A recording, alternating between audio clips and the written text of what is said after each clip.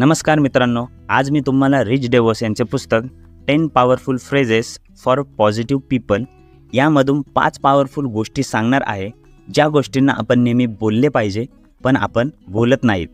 तर चला मित्रांनो, कोणताही उशीर न करता डायरेक्ट येऊया 5 पॉवरफुल अशा गोष्टींवर ज्या आपण बोलल्या पाहिजेत पण आपण बोलत नाहीत. तर पहिली गोष्ट आहे आय एम रॉंग. ही गोष्ट लेखकाने नंबर 1 वर यासाठी ठेवली आहे कारण हे बोलणे सर्वात कठीण असते की मी चुकीचा आहे. आपण काय करत आहोत तर फक्त दुसऱ्यांच्या चुका बघत असतो. स्वतःला चुकीचं बोलणं आणि स्वतःची चूक ॲक्सेप्ट करणं खूप कठीण काम आहे. जोपर्यंत तुम्ही तुमची चूक मान्य करणार नाही तोपर्यंत तुम्ही बदलू शकणार नाही, आणि जर तुम्ही नाही बदलणार तर तुमची परिस्थिती पण नाही बदलणार. तुम्ही जसे आहात तसेच राहणार, आणि असेही होऊ शकते की तुम्ही त्यापेक्षाही खाली निघून जाल. ही गोष्ट बोलणे की मी चुकीचा आहे आणि तुम्ही बरोबर आहात आपली विचार करण्याची पद्धत आणि आपला ॲटिट्यूड बदलून टाकते, ज्यामुळे आपल्याला नवीन रस्ते दिसायला लागतात. सुरुवातीला तर चुका मान्य करणे तुम्हाला कठीण जाईल, पण हळूहळू ते सोपे होऊन जाईल. दुसरी पॉवरफुल गोष्ट आहे आय एम सॉरी. जेव्हा तुम्ही एखाद्याला बोलत आहात की मी चुकीचा आहे तर यासोबतच तुम्ही सॉरी देखील बोलले पाहिजे.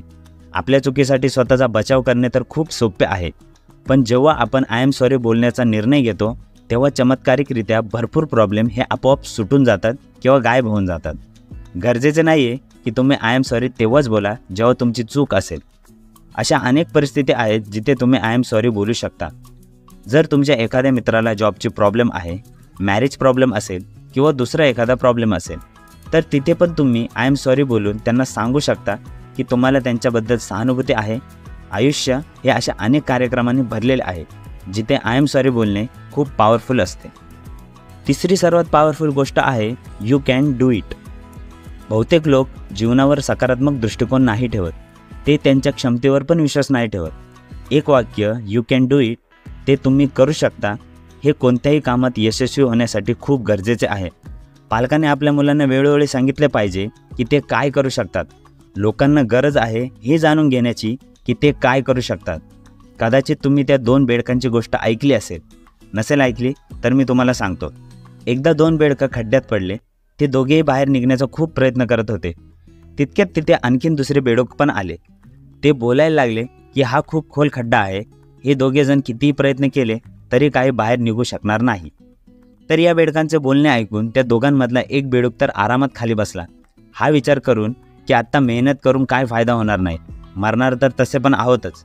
पण दुसरा बेडूक प्रयत्न करतच राहिला, उड्या मारतच राहिला. त्याला बघून वर असलेल्या बेडकांनी जोरात ओरडायला सुरुवात केली की हे करून काही होणार नाही, गुपचूप तिथेच राहा आणि मरून जा, का स्वतःला त्रास करून घेतोय. एकाने तर ऐकलं, आता तू पण ऐक.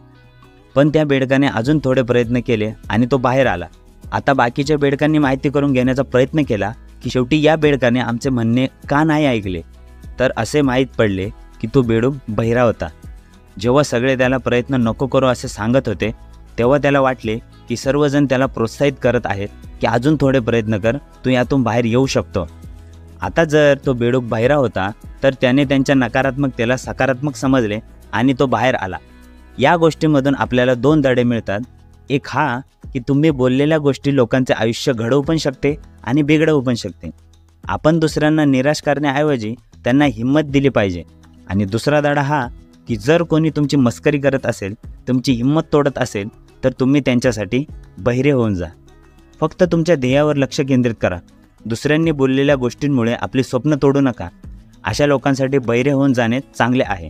आता येऊया पुस्तकातील 4थ्या पॉवरफुल गोष्टीवर, आणि ती आहे आय बिलीव्ह इन यू. ही गोष्ट यू कॅन डू इटपेक्षा पण जास्त वैयक्तिक आहे. आय बिलीव्ह इन यू ही गोष्ट आपण आपल्या ॲक्शनमधून, कृतींमधून सुद्धा सांगू शकतो. प्रत्येक व्यक्तीला स्वतःबद्दल शंका असते की तो कोणतेही काम करू शकतो की नाही, त्याने ते केले पाहिजे की नाही.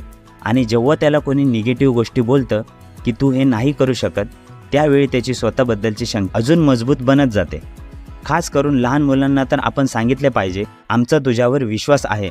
जर परीक्षेत त्यांना कमी मार्क मिळाले आहेत तर त्यांना ओरडण्याऐवजी किंवा मारण्याऐवजी बसून चर्चा केली पाहिजे की शिक्षण महत्त्वाचे आहे, मार्क नाही.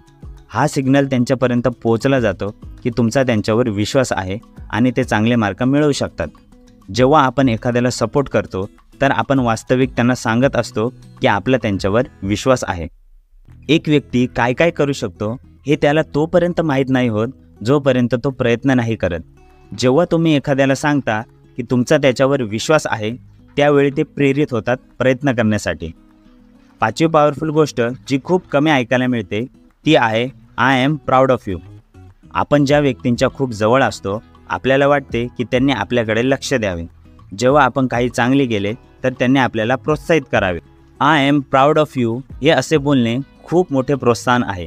ही गोष्ट त्या लोकांना खास करून प्रोत्साहन देते ज्यांना त्यांच्या क्षमतेवर शंका असते, जे लोक वाईट वेळेत आहेत आणि चांगल्या अनुभवासाठी काही ना काही शोधत आहेत आणि जे जास्त आवड किंवा रिवॉर्ड नाही जिंकत.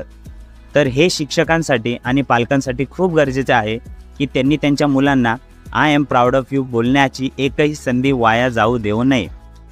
तर या होत्या त्या 5 पॉवरफुल गोष्टी ज्या आपण बोलल्या पाहिजेत पण आपण बोलत नाही.